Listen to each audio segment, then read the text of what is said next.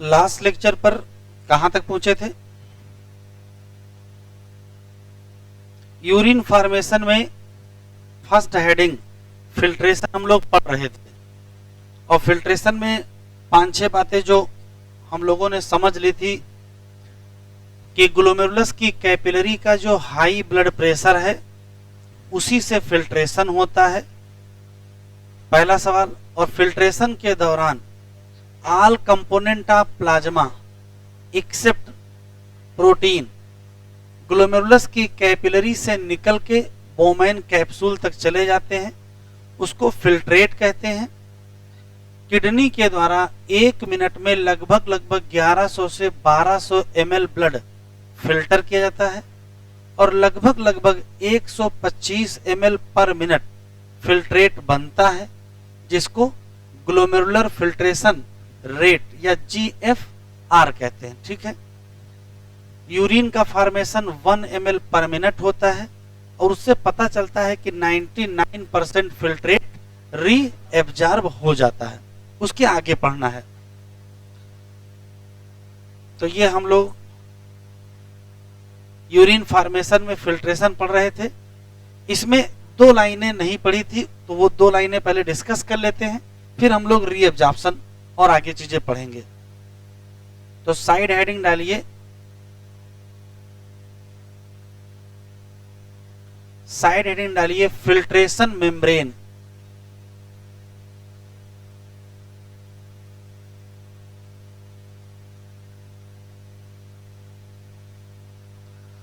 Filtration membrane.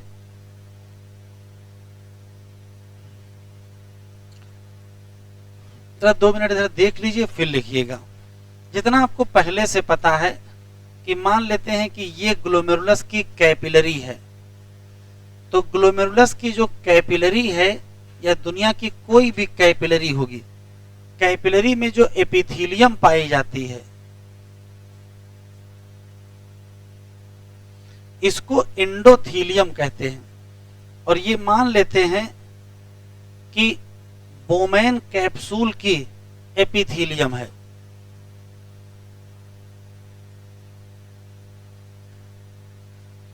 और इन दोनों के बीच पाई जाती है बेसमेंट मेम्ब्रेन। तो यहां 3 चीजें हैं, ये है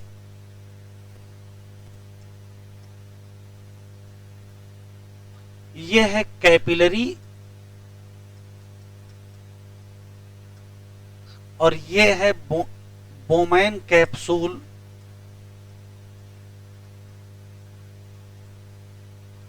तो अगर ध्यान से देखिए तो यहां कुल 3 लेयर पाई जाती हैं। कौन कौन सी लेयर है? तो ये है कैपिलरी में तो एक ही लेयर होती है जिसका नाम एंडोथेलियम, और ये है किसकी?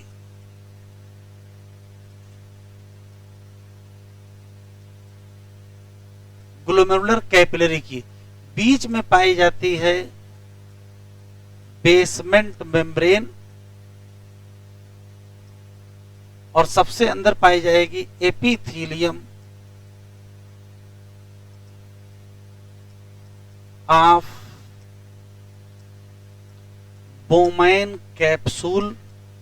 और यह आपको पहले से पता है कि यहां जो सेल पाई जाती है उसका नाम पोडोसाइट है, और इसी के इंट्रिकेट मैनर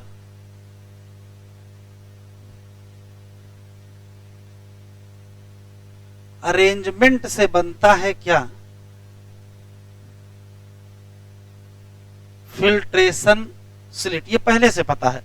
तो अगर आपसे क्वेश्चन पूछा जाए कि ग्लोमेरुलस पर जो फिल्ट्रेशन हो रहा है उसकी जो मेम्ब्रेन है, तो देखो प्लाज्मा कितनी लेयर पार करेगा? तो प्लाज्मा 3 लेयर पार करेगा। तो फिल्ट्रेशन मेम्ब्रेन में कितनी लेयर पाई जाएंगी? तो 3 लेयर पाई जाएंगी। तो पहली लेयर कौन सी होगी? तो पहली लेयर होगी एंडोथेलियम। दूसरी लेयर कौन सी होगी? Basement membrane. और तीसरी लेयर कौन सी होगी? एपिथेलियम। किसकी? Bowman capsule.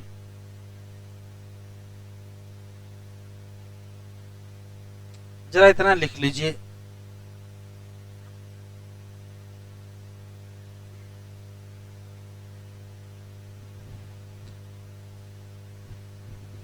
हेडिंग डालिए regulation of GFR.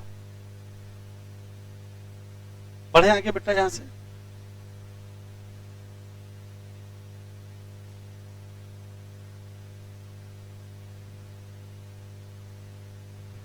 Regulation of GFR.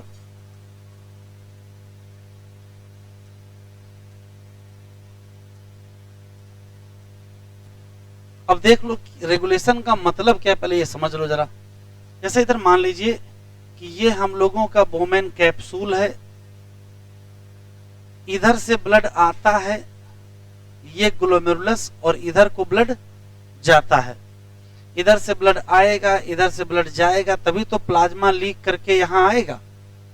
और 1 मिनट में जितना प्लाज्मा यहां इकट्ठा होता है उसी को क्या कहते हो? जीएफआर कहते हो।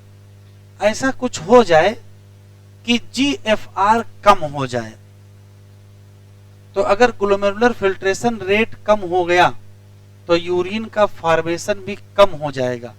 तो जैसे ही जीएफआर कम होगा वैसे किडनी रेट करेगी जीएफआर को। अब कैसे रेगुलेट करेगी वो समझना है। तो पहला सवाल है कि किडनी के अंदर बिल्ट इन मैकेनिज्म होती है। अब ये कौन सी मैकेनिज्म होती है? तो ऐसी कोई भी मैकेनिज्म जो उसी पर्टिकुलर आर्गन के अंदर हो, उसकी अपनी मैकेनिज्म हो। फिल्ट्रेशन कर कौन रहा है? किडनी। रेगुलेट भी कौन कर रहा है? किडनी। तो किडनी अपने ही फिल्ट्रेशन को रेगुलेट करेगी। जिस मैकेनिज्म से उसको क्या कहोगे? Built in mechanism. और ये बिल्ट इन मैकेनिज्म बनी किसकी होती है? ये बिल्ट इन मैकेनिज्म बनी होती है जक्स्टा ग्लोमेरुलर अपरेटस। तो जक्स्टा ग्लोमेरुलर अपरेटस किसके अंदर है? किडनी के अंदर है। और ये एक प्रकार की बिल्ट इन मैकेनिज्म बनाता है, किसके लिए? To regulate the GFR. तो हिंदी में बात यह है कि जैसे ही हम लोगों की किडनी में जीएफआर कम या ज्यादा होने लगता है तो किडनी उसको रेगुलेट करती है। किसकी मदद से? तो कहोगे जक्स्टा ग्लोमेरुलर अपरेटस की मदद से रेगुलेट करती है। इस पूरी मैकेनिज्म को बिल्ट इन मैकेनिज्म कहते हैं। अब ये जक्स्टा ग्लोमेरुलर अपरेटस क्या है? तो वो इधर देखिए, ये मान लेते हैं कि हम लोगों का बोमैन कैप्सूल है और ये पीसीटी है, ये हेनले लूप है और ये डीसीटी है। अच्छा इधर देख लीजिए, पहले से ही आपको पता है कि इधर से ब्लड आएगा किसके द्वारा? Afferent arteriole. और इधर से ब्लड जाएगा किसके द्वारा? अभी बनाइएगा नहीं, केवल देखिएगा। ये क्या है? ये है एफरेंट आर्टीरियोल। और ये क्या है? ये है क्या? डीसीटी। अब ध्यान से देखिएगा, इसी नेफ्रॉन की जो डीसीटी है वो घूम फिर करके किसके पास आ जाएगी? Efferent arteriole. तो ये डीसीटी ही यहां से गुजर जाएगी। अब डीसीटी किसके करीब आ गई है? एफरेंट आर्टीरियोल के करीब आ गई। तो ये बड़ी विशेष परिस्थिति बन गई है कि ऐसी कोई भी परिस्थिति जब उसी नेफ्रॉन का एफरेंट आर्टीरियोल उसी नेफ्रॉन के डीसीटी के कांटेक्ट में आ जाए तो यहां एक स्ट्रक्चर बनता है इस जगह, ये इसी का नाम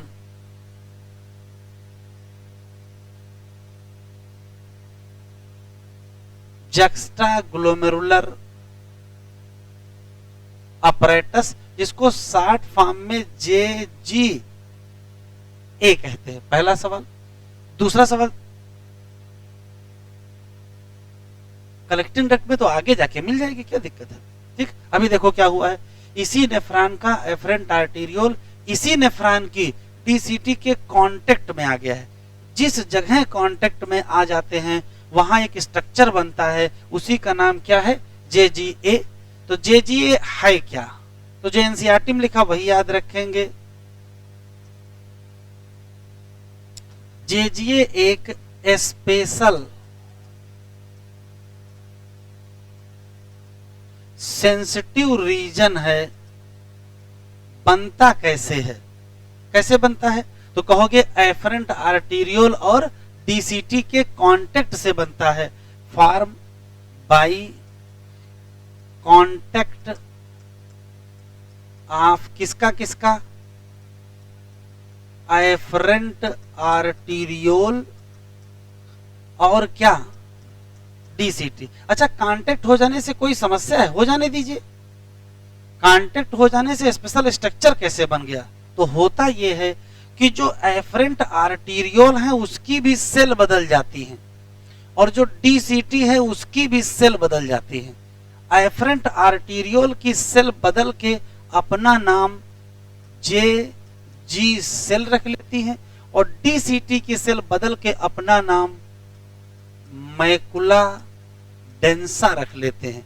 ये दोनों स्ट्रक्चर किसके पार्ट हैं, तो आंसर देंगे जक्स्टाग्लोमेरुलर अपरेटस के पार्ट है। जैसे मान लेते हैं ये डीसीटी है, ये एफरेंट आर्टेरियोल है, तो डीसीटी का वो हिस्सा जो एफरेंट के टच में आएंगे वो सेल किसमें कन्वर्ट हो जाएगी, मैकुला डेंसा में, और एफरेंट की जो सेल डीसीटी के कांटेक्ट में आएगी वो किसमें कन्वर्ट हो जाएगी, जेजी सेल। तो वास्तव में यहां हुआ क्या है, तो यहां हुआ है सेलुलर मॉडिफिकेशन।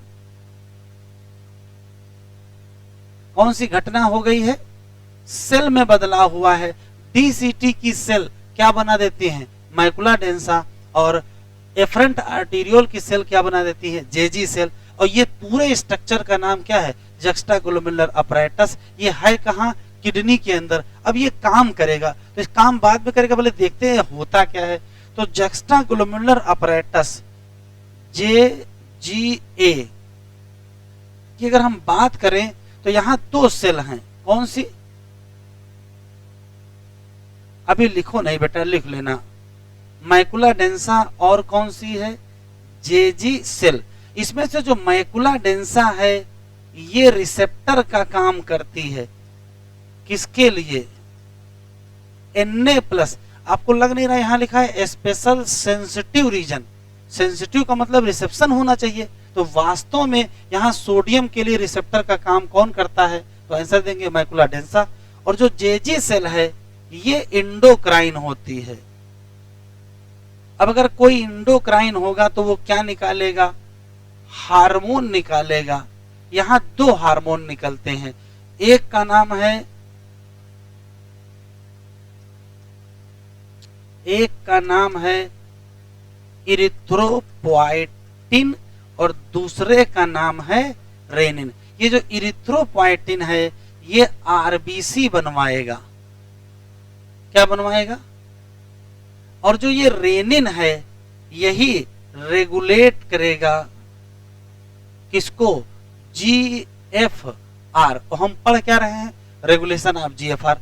तो ओवरव्यू पहले आप सुन लीजिए, समझ लीजिए, फिर हम लोग इसको एनसीईआरटी से पढ़ेंगे। क्या कि अगर हम लोगों की किडनी में होने वाले फिल्ट्रेशन के रेट में कुछ कमी होती है तो हमारी किडनी ही अपने ही फिल्ट्रेशन को रेगुलेट करेगी। कैसे रेगुलेट करेगी, किडनी के पास एक बिल्ट इन मैकेनिज्म है जिसका नाम जेजीए है। जेजीए क्या है, एक स्पेशल सेंसिटिव रीजन है जो सेलुलर मॉडिफिकेशन से बनता है। कब, जब डीसीटी किसके कांटेक्ट में आ जाए, एफरेंट के कांटेक्ट में आ जाए। तो जो डीसीटी है उसकी सेल मैकुला डेंसा बना लेती हैं और जो एफरेंट आर्टीरियोल है उसकी सेल जेजी सेल बना लेती है। ठीक है, ये जो कॉम्प्लेक्स स्ट्रक्चर बना है इस कॉम्प्लेक्स स्ट्रक्चर का नाम जक्स्टाग्लोमेरुलर अपरेटस। पहला सवाल। दूसरा, यहाँ स्पेशली दो सेल हैं, एक कौन सी है, मैकुला डेंसा, एक कौन सी है, जेजी सेल। मैकुला डेंसा ही सेंसिटिव है, वही रिसेप्टर का काम करती है। तो फिर जेजी सेल क्या करती है, वो एंडोक्राइन होती है, दो हार्मोन निकालती है, एक का नाम इरिथ्रोपोइटिन और एक का नाम रेनिन। इरिथ्रोपोइटिन आरबीसी बनाने में इन्वॉल्व होता है, वो आगे हम लोग पढ़ेंगे। यहां हमको पढ़ना क्या है, रेनिन जो रेगुलेट करेगा क्या, जीएफआर। लिखो। तो अब सवाल ये है कि आखिर जैसे ही जीएफआर कम होता है, किडनी जीएफआर को कैसे मेंटेन कर लेती है। तो बढ़े आगे।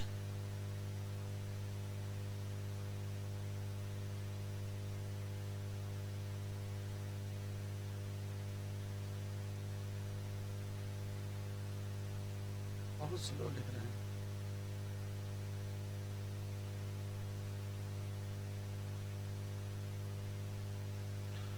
तो एनसीईआरटी में लिखा है कि यदि गिर जाए क्या, जीएफआर, तो जैसे ही जीएफआर कम होगा वैसे ही एक्टिवेट हो जाएगा क्या, जे जी ए, या एक्टिवेट हो जाएगी जे जी सेल, और यहां से क्या रिलीज कर देगी, रेनिन। और रेनिन क्या करेगा, अब ध्यान से सुनिएगा, इधर देखिए, ये है बोमैन कैप्सूल, ये एफरेंट, ये इफरेंट, ऐसे है। अब देखिएगा, इधर से ब्लड आता है, इधर से ब्लड जाता है। अगर यहाँ का ब्लड फ्लो या यहाँ का ब्लड प्रेशर कम हो जाए तो जीएफआर, अगर यहाँ का बीपी कम हो जाए या ब्लड फ्लो कम हो जाए तो जीएफआर क्या हो जाएगा, कम। और जीएफआर कम है, इसको बढ़ाना है, तो बताओ ग्लोमेरुलस का ब्लड फ्लो बढ़ाया जाए कि घटाया जाए। तो अगर इसको बढ़ाना चाहते हो तो आपको बढ़ाना पड़ेगा क्या, ग्लोमेरुलर ब्लड फ्लो। और जैसे ही ग्लोमेरुलस का ब्लड फ्लो बढ़ेगा वैसे बढ़ जाएगा क्या, जीएफआर। लेकिन रेनिन ऐसा क्या करता है कि ग्लोमेरुलस का ब्लड फ्लो बढ़ जाता है, ये इस यहाँ पैराग्राफ में नहीं दिया है, ये वहां डिटेल में दिया है, उसको हम लोग वहीं पढ़ेंगे। अभी याद रखेंगे, रेनिन निकल के क्या बढ़ा देगा, ग्लोमेरुलर ब्लड फ्लो बढ़ा देगा, तो फिर से क्या बढ़ जाएगा, जीएफआर बढ़ जाएगा। एक लाइन लिख लो।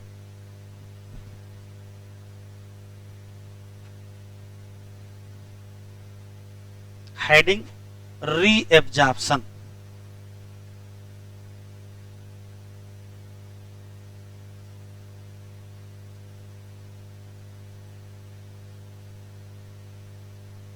रीएब्जॉर्प्शन का कॉन्सेप्ट कहां से आया वो पहले समझिए। तो तीन चीजें आपको पहले से ही पता है कि फिल्ट्रेट कितना बनता है। अगर हम फिल्ट्रेट फॉर्मेशन की बात करें तो लगभग 125 ml पर मिनट, या अगर दिन भर का निकालें तो 180 लीटर पर डे। लेकिन यूरिन कितनी बनती है, अगर हम यूरिन फॉर्मेशन की बात करें तो लगभग ये 1 ml पर मिनट, या अगर पर डे निकालें तो 1.5 लीटर पर डे। तो अगर इन दोनों पर नजर डालेंगे तो दिख जाएगा फिल्ट्रेट बना कितना, 180 लीटर, यूरिन कितनी बनी, 1.5 लीटर, तो बचा कितना, तो बचा 178.5 लीटर क्या, फिल्ट्रेट। तो तीसरा सवाल ये है 178.5 लीटर फिल्ट्रेट कहां चला गया, तो यही क्या हुआ है, रीएब्जॉर्ब हो गया है। अब कितने परसेंट हो गया टोटल का, तो लगभग 90 9% क्या हो जाता है, रीएब्जॉर्ब हो जाता है। इसका मतलब क्या है वो देख लीजिए। रीएब्जॉर्प्शन करेगा कौन या कहां होगा, तो कहोगे रीनल ट्यूब्यूल पर होगा। अब रीनल ट्यूब्यूल में पीसीटी पर भी होगा, डीसीटी पर भी होगा, हेनले लूप पर भी होगा, या कलेक्टिंग डक्ट पर होगा। कैसे वो भी आगे देखेंगे, इतना लिख लो।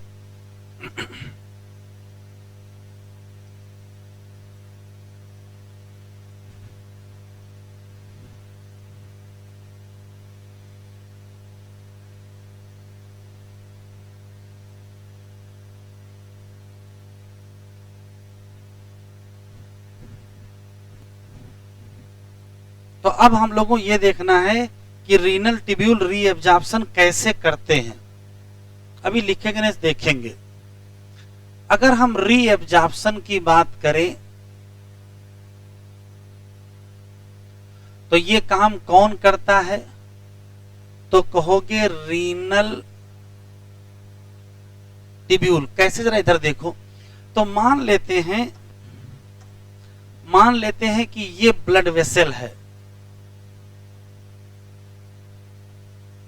और मान लेते हैं कि ये कोई रीनल ट्यूब्यूल है। अब इसको चाहे आप पीसीटी मान लो, चाहे डीसीटी मान लो, चाहे जो मान लो, उससे फर्क नहीं पड़ता है। तो ये क्या हो गया, ब्लड वेसल। तो इसके अंदर भरा क्या होगा, तो ब्लड वेसल के अंदर भरा होगा ब्लड। ये क्या है, ये है रीनल ट्यूब्यूल। तो इसके अंदर क्या भरा होगा,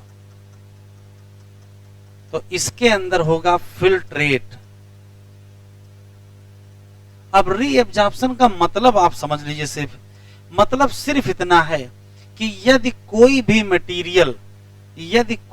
मटेरियल फिल्ट्रेट से उठा के कहां पहुंचा दिया जाए, ब्लड में पहुंचा दिया जाए, तो उसी हम कहेंगे रीएब्जॉर्प्शन। अब जाएगा कैसे ये समझना है। तो ये क्या है, रीनल ट्यूब्यूल। और तो रीनल ट्यूब्यूल में पाई जाती है ट्यूब्यूलर एपिथेलियल सेल। इनका नाम है ट्यूब्यूलर एपिथेलियल सेल। और ट्यूब्यूलर एपिथेलियल सेल ही ये काम करते हैं। जिस भी मटेरियल का रीएब्जॉर्प्शन करना होता है, वो मटेरियल पहले जाता है इस ट्यूब्यूलर एपिथेलियल सेल के अंदर, और फिर ट्यूब्यूलर एपिथेलियल सेल इसको कहां रिलीज कर देंगे, ब्लड वेसल में। तो रीएब्जॉर्प्शन का काम रीनल ट्यूब्यूल करेंगी। तो रीनल ट्यूब्यूल पर यह काम करेगा कौन, तो कहोगे ट्यूब्यूलर एपिथेलियल सेल। कैसे करेंगे, कैसे का मतलब यह है कि यदि कोई मटेरियल यहां से यहां जा रहा है, तो दो ही तरीके से जाएगा, या तो एक्टिव जाएगा या तो पैसिव जाएगा। तो कैसे करेंगे, तो या तो क्या करेंगे, एक्टिव करेंगे, और या तो क्या करेंगे, पैसिव करेंगे। तो बताओ रीएब्जॉर्प्शन एक्टिव होता है कि पैसिव, तो कहो एक्टिव भी होता है, पैसिव भी होता है। करता कौन है, ट्यूब्यूलर एपिथेलियल सेल। और तभी मटेरियल कहां से कहां चले जाते हैं, तो फिल्ट्रेट से ब्लड। तो रीनल ट्यूब्यूल ये काम करेंगे एक्टिव या पैसिव, कहां से कहां, फ्रॉम फिल्ट्रेट टू, कहां पहुंच जाएंगे, ब्लड। अब करेंगे कैसे, या तो पैसिव या तो एक्टिव। यही तीन क्वेश्चन है, किसका पैसिव किसका एक्टिव। तो याद रखेंगे, रटना है आपको। अगर हम लोग रीएब्जॉर्प्शन तीन चीजों का करें, किसका किसका, ग्लूकोज का, अमीनो एसिड का, और सोडियम का। इन तीनों का रीएब्जॉर्प्शन कैसे होता है, तो आंसर देंगे क्या, एक्टिव होता है। लेकिन काम की बात यह है कि जब ग्लूकोज, अमीनो एसिड और सोडियम रीअब्जॉर्ब किए जा रहे थे, उसी दौरान कुछ नाइट्रोजनस वेस्ट भी चले जाते हैं उनके पीछे पीछे। तो अगर एब्जॉर्ब कर लिए जाएं क्या नाइट्रोजनस वेस्ट,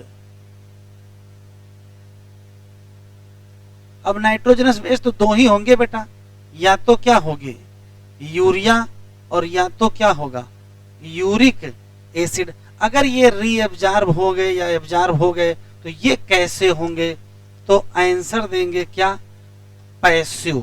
अभी लिखो नहीं, सुन लो, रट के काम चलेगा नहीं। तीसरा सवाल ये है कि अगर रीअब्जॉर्प्शन कर रहे हो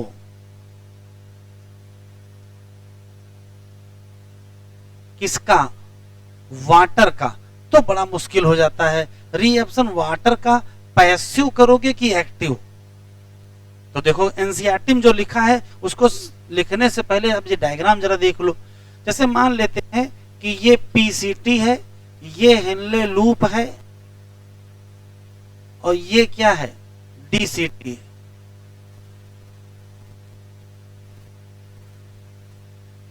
और ये है कलेक्टिंग डक्ट। हम वाटर का रीअब्जॉर्प्शन दिखाते हैं।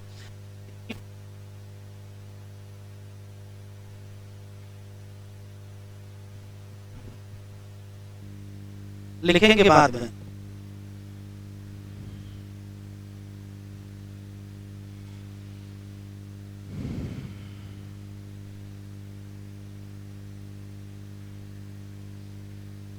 Page number 31। अचार डाल दिया हो किताब, पेज नंबर 31 और क्वेश्चन नंबर 26। कोई किसी की मदद नहीं करेगा।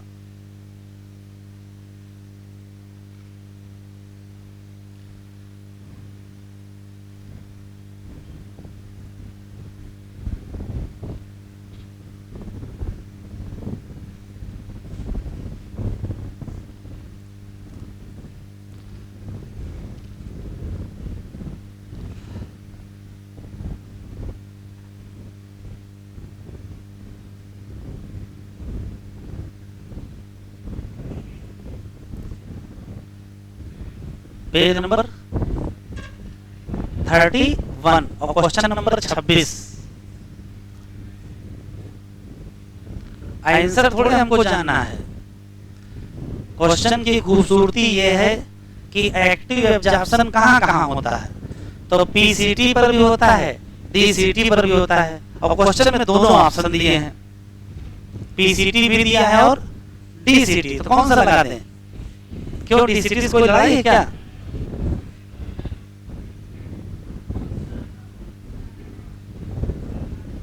भाई जब पीसीटी पर भी एक्टिव होता है, डीसीटी पर भी एक्टिव होता है, तो पीसीटी काहे लगाएंगे? तो 70-80% सोडियम पीसीटी पर क्या होता है, रीअब्जॉर्ब होता है।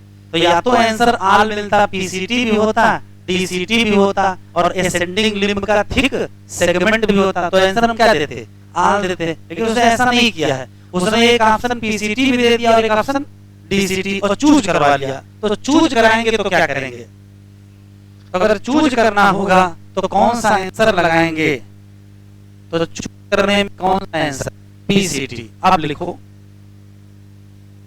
और पीछे जाना है।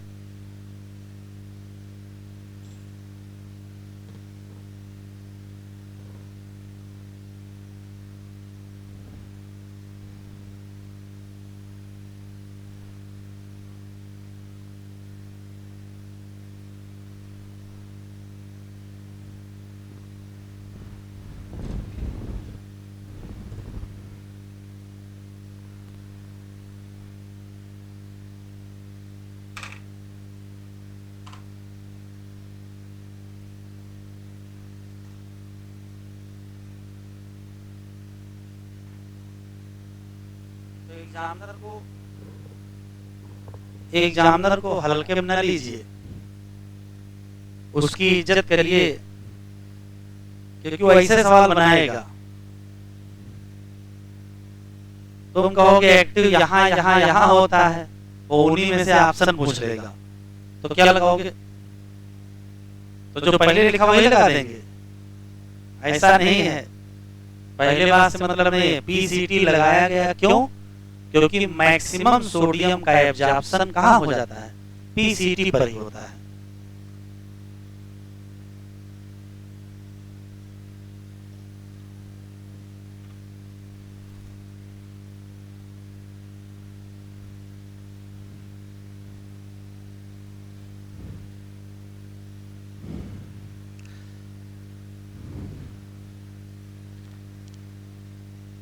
तो कल है टेस्ट, तो कुछ लोग इस नाते आज नहीं आए हैं कि आज ही से हम गायब हो जाएं, कल भी गायब रहेंगे। अच्छा, तैयारी कर रहे हैं।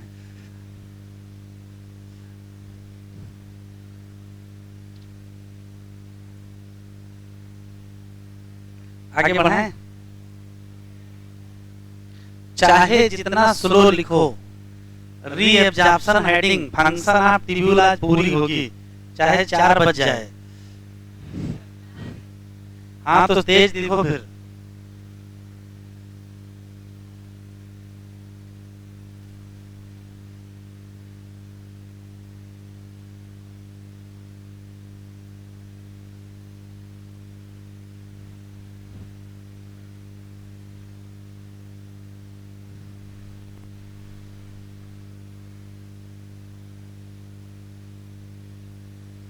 तो किसका किसका एक्टिव और किसका किसका पैसिव और किसका एक्टिव एंड पैसिव।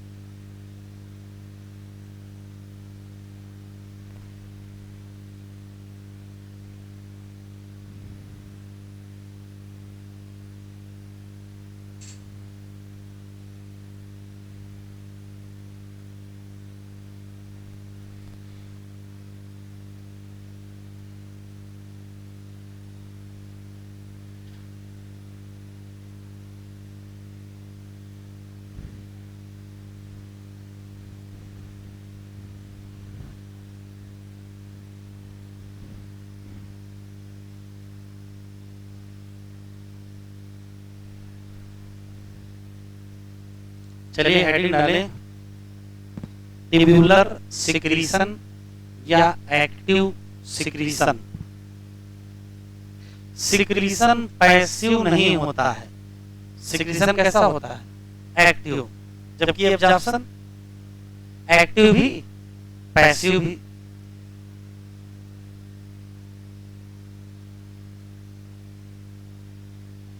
बढ़े।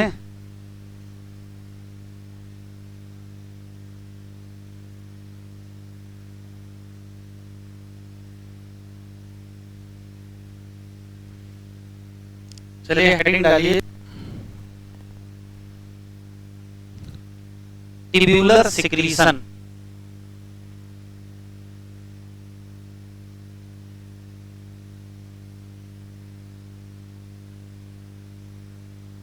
इसका पहले मतलब देख लीजिए क्या है। जैसे मान लेते हैं कि ये ब्लड वेसल है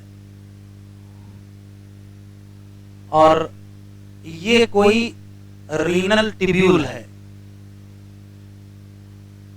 ये क्या है? और ये है, देखो जरा होता क्या है। अगर रीनल ट्यूब्यूल पर पाए जाने वाले फिल्ट्रेट से मटेरियल ब्लड में जाए तो ये कौन सी घटना? ये री एब्जॉर्प्शन। तो जब री एब्जॉर्प्शन हो रहा था, काम की चीजें री एब्जॉर्ब की रही थी, जैसे ग्लूकोज री एब्जॉर्ब कर रहे थे, अमीनो एसिड है, वाटर है, सोडियम है। उसी चक्कर में कुछ ऐसी चीजें भी री एब्जॉर्ब हो जाती हैं जिनको नहीं होना चाहिए। तो उन सब चीजों को यहां से उठाओ और कहां डाल दो? फिल्ट्रेट में डाल दो। यहां क्या है? तो यदि कोई भी मटेरियल फिल्ट्रेट में सीधे रिलीज किया जाएगा तो उसी प्रोसेस का नाम क्या होगा? सिक्रीशन। अब ये मटेरियल कौन कौन से होंगे, तो देखो ये होंगे H+, ये होंगे K+, ये होगा अमोनिया, या इसको अमोनियम आयन भी कह सकते हैं। ये हो सकता है कि क्या हो, यूरिया, या हो सकता क्या हो, यूरिक एसिड। तो यदि कोई भी मटेरियल फिल्ट्रेट में रिलीज किया जाए तो उसको हम लोग क्या कहेंगे, ट्यूब्यूलर सिक्रीशन। तो मटेरियल रिलीज इन किसमें, फिल्ट्रेट। एक्टिव रिलीज करोगे कि पैसिव, तो ये सब लोग एक्टिव रिलीज किए जाते हैं। एक क्वेश्चन, अब सवाल ये है कि कहां होगा ट्यूब्यूलर सिक्रीशन, तो at different part of nephron, जैसे तो जैसे 3 जगह लिखते चले, हो सकता है कि कहां करना पड़े, एट PCT, दूसरा कहां एट DCT, और तीसरा कहां एट कलेक्टिंग डक्ट। एग्जामिनर आपसे ये पूछेगा कि PCT पर कौन कौन से मटेरियल हैं जो फिल्ट्रेट में डाले जाएंगे, DCT पर कौन कौन से मटेरियल हैं जो फिल्ट्रेट में सिक्रीट किए जाएंगे, और कलेक्टिंग डक्ट पर क्या क्या सिक्रीट करोगे, तो ये आप रटेंगे। PCT पर 3 चीजों का सिक्रीशन है, H+ का है और किसका है, अमोनिया का। DCT पर H+ का भी है, K+ का भी है और अमोनिया का, और DCT पर केवल H+ का और किसका, K+ का। तो ये अच्छा सवाल है, PCT पर क्या रिलीज करोगे, DCT पर क्या रिलीज करोगे, और कलेक्टिंग डक्ट पर क्या रिलीज करोगे। रिलीज करने का असर बताओ, आप सिर्फ ये सोचो। अब लिखो, जरा देख लो, अगर मान लेते कि अगर H+ यहाँ रिलीज कर दोगे तो ब्लड में H का लेवल बदलेगा, तो ब्लड का pH भी तो बदल जाएगा। अच्छा देखो, अगर हम K+ यहाँ से यहाँ डाल दें तो ब्लड में सोडियम पोटेशियम का बैलेंस बदलेगा कि नहीं बदलेगा, बदल जाएगा। तो जो सिक्रीशन है,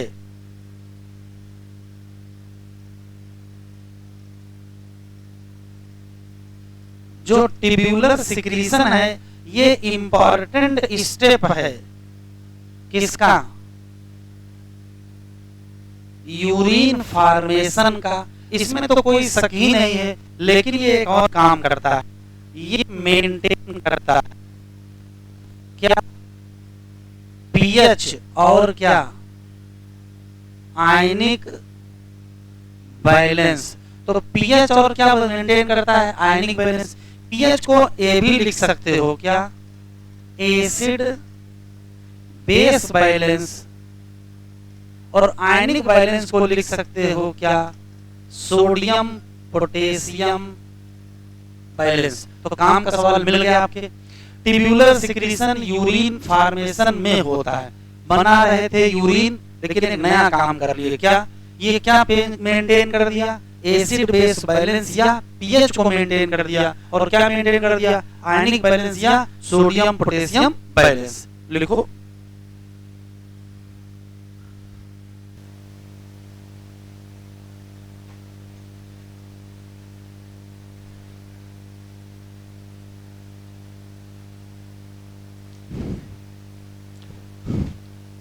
आधे लोग तो एनसीईआरटी लाते ही नहीं हैं।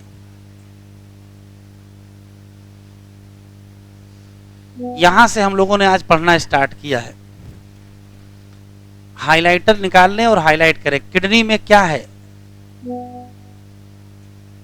ये क्या लिखा है, बिल्ट इन मैकेनिज्म। किसके लिए है, रेगुलेशन ऑफ GFR।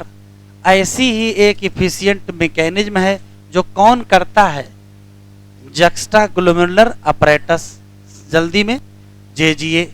JGA है क्या, हाईलाइट करें, स्पेशल सेंसिटिव। यहाँ स्पेशल सेंसिटिव रीजन लिखा है, एग्जामिनर पूछेगा कि JGA में सेंसिटिव पार्ट कौन सा है, तो JGA में सेंसिटिव पार्ट मैकुला डेंसा है। बनता कैसे है, हाईलाइट करें, सेलुलर मॉडिफिकेशन किसमें करेंगे, DCT में करेंगे और किस में करेंगे, एफरेंट आर्टीरियोल में करेंगे। और कहाँ करेंगे, जहां इनके क्या होंगे, कांटेक्ट, फिर क्या होगा, कम हो जाएगा कौन सी चीज, GFR, तो एक्टिवेट हो जाएंगे क्या, JG सेल, और क्या रिलीज कर देंगे, रेनिन, वो स्टिमुलेट करेगा किसको, ग्लोमेरुलर ब्लड फ्लो। कैसे स्टिमुलेट करेगा ये अभी नहीं बताया है। और अंततः फिर क्या बढ़ जाएगा, GFR, और हो जाएगा क्या, नॉर्मल। फिर लिखा है अगर कंपेयर करें volume of filtrate formed per day तो कितना है 180, और volume of urine release per day कितना है। इसी से अंदाजा लग रहा है कि लगभग 99% फिल्ट्रेट क्या हो रहा है, री एब्जॉर्ब। कौन करेगा, रीनल ट्यूब्यूल।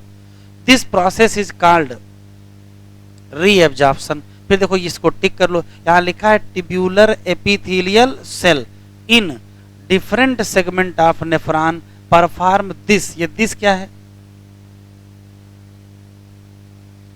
मतलब इतना कंजूस है, यहां लिख नहीं सकते थे, परफॉर्म री एब्जॉर्प्शन। कैसे करेंगे, आइदर एक्टिव और पैसिव। जैसे देखो, जैसे बहुत इंपॉर्टेंट, ग्लूकोज का, अमीनो एसिड का, सोडियम का, किसमें, in the filtrate are reabsorb, कैसे, एक्टिव। जबकि नाइट्रोजनस वेस्ट अगर रीएब्जॉर्ब हो रहे हैं तो कैसे, पैसिव। रीएब्जॉर्प्शन किसका, वाटर का। आल्सो अकर, क्या लिखा है, पैसिव। कहाँ लिखा है, इनिशियल सेगमेंट ऑफ नेफ्रॉन। इसका मतलब यह है कि डिस्टल सेगमेंट में कैसा होगा, एक्टिव।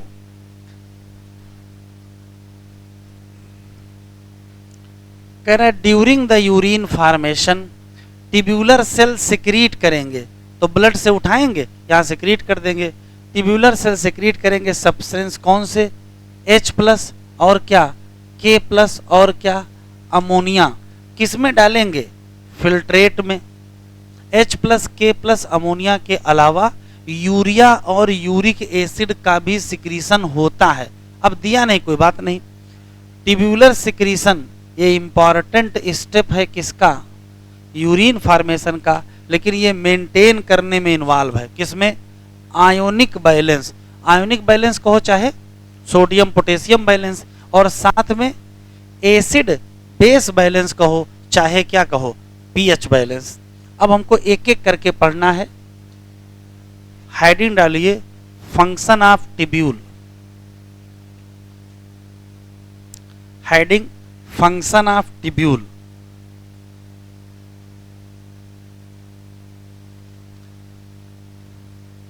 ये फंक्शन ऑफ ट्यूब्यूल ही रियल में रीएब्जॉर्प्शन और सिक्रीशन ही लिखा है। अगर एग्जामिनर को एक सवाल पूछना होगा तो यहीं से पूछेगा, यहाँ अच्छे क्वेश्चन हैं।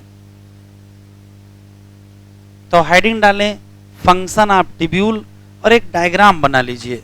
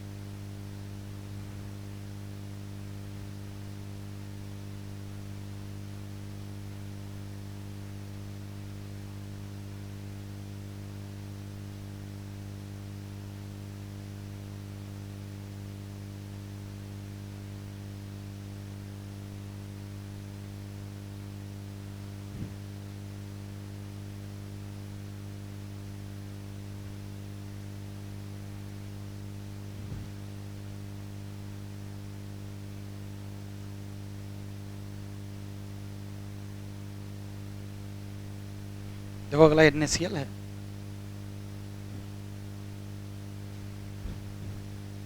अब कुछ लिखेंगे नहीं, सुनेंगे। देखें, शुरू करें।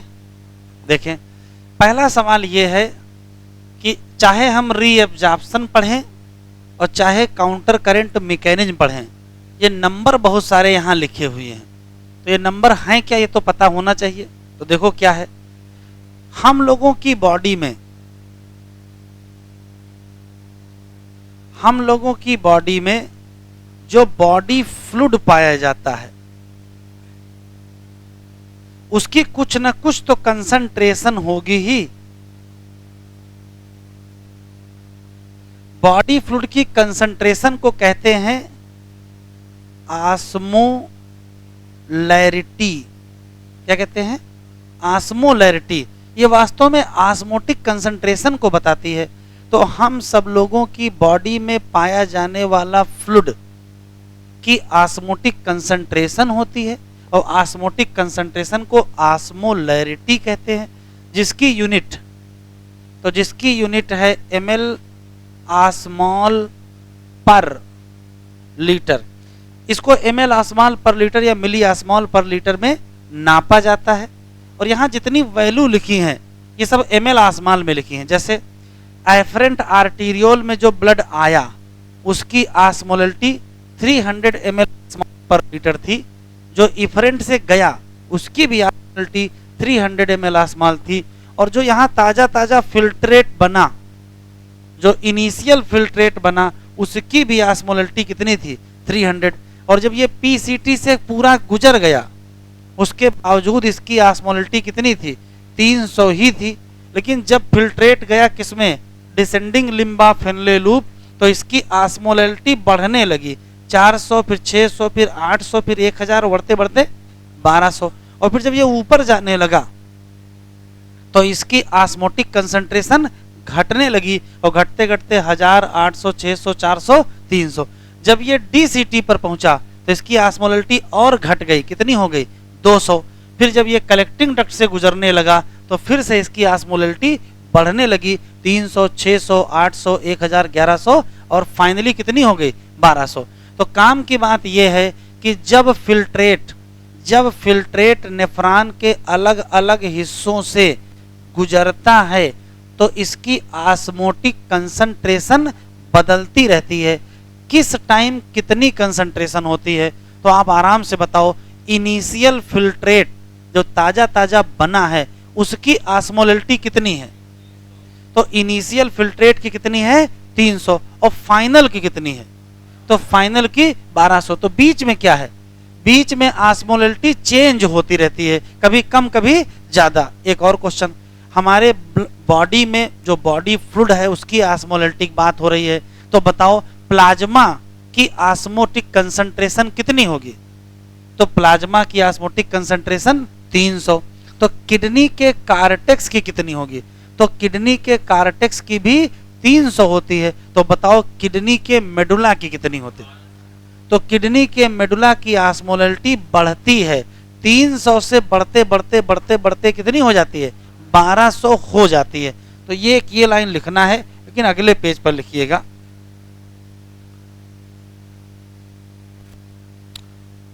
तो जो लिख रहे हैं उसे लिख डालिए।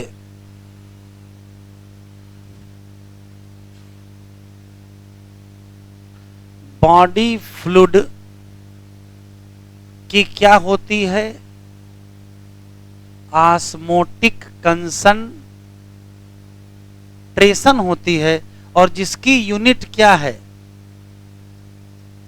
जिसकी यूनिट है m ऑस्मॉल पर लीटर, मिली ऑस्मॉल पर लीटर। जैसे किसकी ऑस्मोलैरिटी कितनी होती है?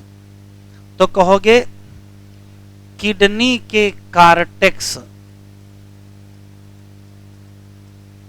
की ऑस्मोलैरिटी होती है 300 m ऑस्मॉल पर लीटर। इसी तरीके से किडनी के मेडुला की कितनी होती है? तो कहोगे ये इंक्रीज करती है। और कहां से कहां? 300 से बढ़ते बढ़ते कितनी हो जाती है? 1200 कब? As go deep in medulla. Medulla में जितना गहराई में जाओगे वो डायग्राम से समझ में आएगा। ये किडनी है और ये मेडुला है, तो देखो मेडुला, ये कार्टेक्स की ऑस्मोलैरिटी 300 होगी, लेकिन अगर कार्टेक्स से मेडुला में गए तो यहां तक ऑस्मोलैरिटी मान लो 400 होगी, थोड़ा और गहराई में जाओ तो 600 होगी, थोड़ा और गहराई में जाओ तो 800 होगी, फिर और गहराई में जाओ तो जितना गहराई में जाएंगे उतनी ऑस्मोलैरिटी उसकी बढ़ती जाएगी और 300 से कितनी हो जाएगी? 1200 तक। अच्छा, तीसरा सवाल है कि जो ब्लड प्लाज्मा है उसकी ऑस्मोलैरिटी कितनी है? तो ब्लड प्लाज्मा की भी कितनी होती है? 300 ही होती है। चौथा है फिल्ट्रेट की ऑस्मोलैरिटी कितनी होती है? तो फिल्ट्रेट में 2 ऑप्शन दोगे, शुरुआत में कितनी होती है? तो 300। फाइनल कितनी होती है? 1200। इसका मतलब है कि फिल्ट्रेट की ऑस्मोलैरिटी क्या होती है? चेंज। तो बताओ नेफ्रॉन के किस किस हिस्से में फिल्ट्रेट की ऑस्मोलैरिटी प्लाज्मा की ऑस्मोलैरिटी के बराबर होती है?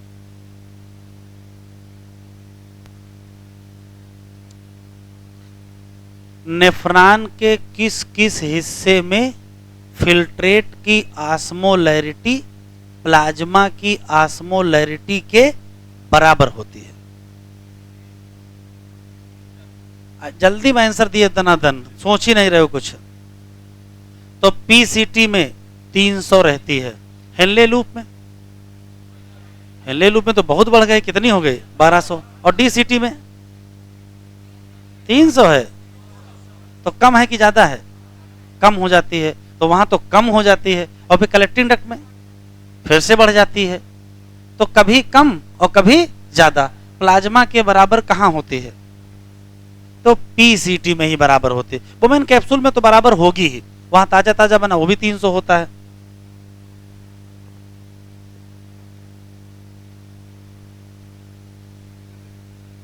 होती है कम। लिख लिया? अब हम लोगों को एक एक हिस्सा पढ़ना है। ये लिख लिया बेटा? तो ये नंबर लिखे, क्लियर हो गया क्या है? नंबर है फिल्ट्रेट की ऑस्मोटिक कंसंट्रेशन किस समय कितनी थी? तो कभी 300, कभी 400, कभी 1000, कभी 1200, फिर घटी, फिर 200, फिर बढ़ी 300, 800, 600, ऐसे हो रहा है। ठीक, अब ये क्यों चेंज हो रही है वो भी आगे आपको समझ में आ जाएगा।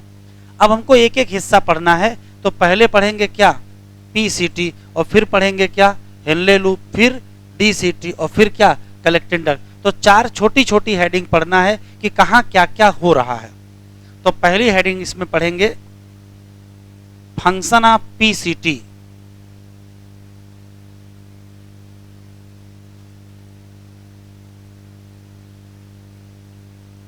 Function of PCT.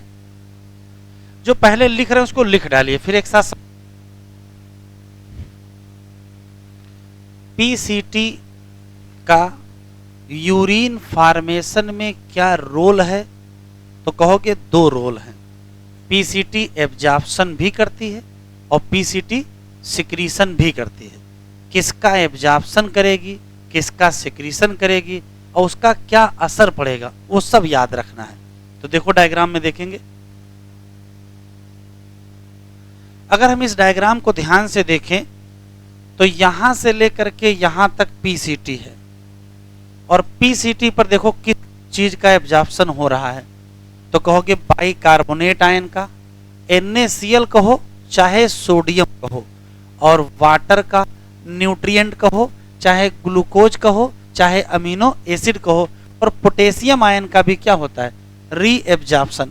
तो इतनी चीजें यहाँ री एब्जॉर्ब होती हैं।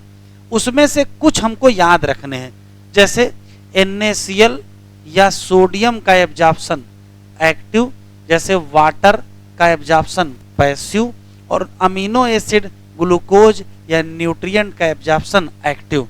ये भी पता है कि यहाँ सिक्रीशन भी होता है, किसका? H+ का और अमोनिया का। तो आप सोचो ऐसे कि अगर H+ यहाँ डाले जाएंगे तो ब्लड में H+ कम पड़ेंगे तो ब्लड का pH चेंज हो जाएगा। यहाँ अमोनिया का भी सिक्रीशन हो रहा है, यहाँ से पोटेशियम एब्जॉर्ब भी तो होते हैं, तो इससे आयनिक बैलेंस में भी क्या आएगा, चेंज आएगा। और देखो बाइकार्बोनेट आयन भी एब्जॉर्ब हो रहा है, तो बाइकार्बोनेट आयन एब्जॉर्ब होकर के ब्लड में जाएगा, तो बाइकार्बोनेट का तो पीएच में रोल है। तो इसका मतलब है कि जब नेफ्रॉन पीसीटी से गुजरेगा तो इस दौरान एब्जॉर्प्शन भी होगा, सिक्रीशन भी होगा, और उसका असर हमें फिल्ट्रेट की ऑस्मोटिक कंसंट्रेशन में दिखाई पड़ेगा और ब्लड के पीएच में दिखाई पड़ेगा और आयनिक बैलेंस में भी दिखाई पड़ेगा। अब क्या क्या होगा ये देखना है। तो यहां से लेकर के यहां तक जो पीसीटी है, इतने एरिया में ही मैक्सिमम रीएब्जॉर्प्शन होता है। किसी चीज का मैक्सिमम पूछ ले, जैसे मैक्सिमम वाटर कहाँ एब्जॉर्ब होता है तो यही लगाओगे, मैक्सिमम ग्लूकोज कहाँ एब्जॉर्ब होता है तो भी यही लगाओगे, मैक्सिमम सोडियम कहाँ एब्जॉर्ब होता है तो भी यही लगाओगे। किसी चीज का मैक्सिमम पूछ ले तो आप पीसीटी लगाओगे। मैक्सिमम एब्जॉर्प्शन यही होता है, कितना, तो टोटल का 70 से 80% होता है। तो तुरंत सवाल आपसे पूछा जाएगा मैक्सिमम एब्जॉर्प्शन यहाँ क्यों होता है, तो क्यों का जवाब दोगे क्या। यहाँ सरफेस एरिया बहुत ज्यादा है। अगर हम पीसीटी की टीएस काट दें तो मान लेते हैं कि ये पीसीटी की टीएस है और ये पीसीटी की सेल है, तो जो पीसीटी की सेल होती हैं इस पर माइक्रोविलाई लगी होती हैं। ऐसी कोई भी एपिथेलियम जिस पे माइक्रोविलाई लगी होती हैं, ये देखो ब्रश जैसा दिख रहा है, इसी नाते इसका नाम ब्रश बॉर्डर एपिथेलियम है।